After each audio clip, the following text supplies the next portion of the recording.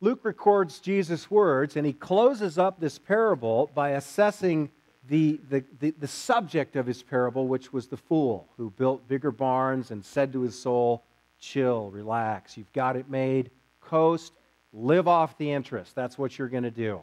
So here's how he addressed that man. He says, fool, this night your soul is required of you, and the things that you've prepared, whose will they be? So is the one who lays up treasure for himself and is not rich towards God. Now, here's where we're going to start. We're going to start with this question. What was the rich man's problem?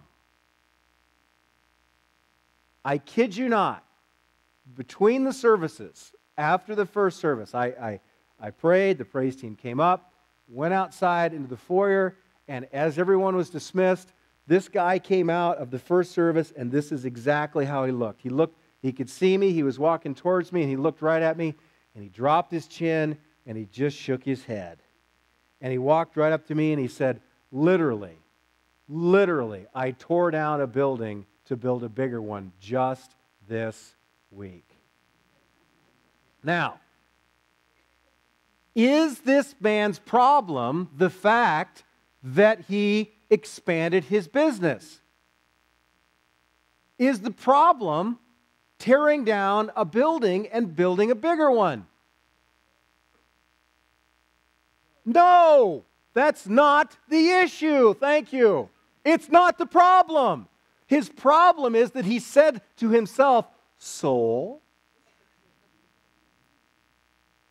chill. The problem was not the fact that he was expanding his business. The problem was that he had put all of his hope in his possessions. This is crucial that you understand this. Okay? Otherwise, this is an anti-capitalist message. That it's wrong and sinful for you to increase your business. It's wrong to seek a profit. That is not what the Bible teaches at all. Now, I realize that some communists would hijack the Bible and say that it says that. They're not reading it in the context of the totality of all that Scripture teaches. That's clearly unbiblical. It is clearly unbiblical. What is biblical is this, that whether you are poor or whether you are rich, whether you are very, very good at making money or whether you can't seem to make a nickel, the principle is that your hope is placed in God, not in your stuff. This man's hope was placed in his stuff. That's the problem. That's the problem. Not the fact that he was a successful businessman.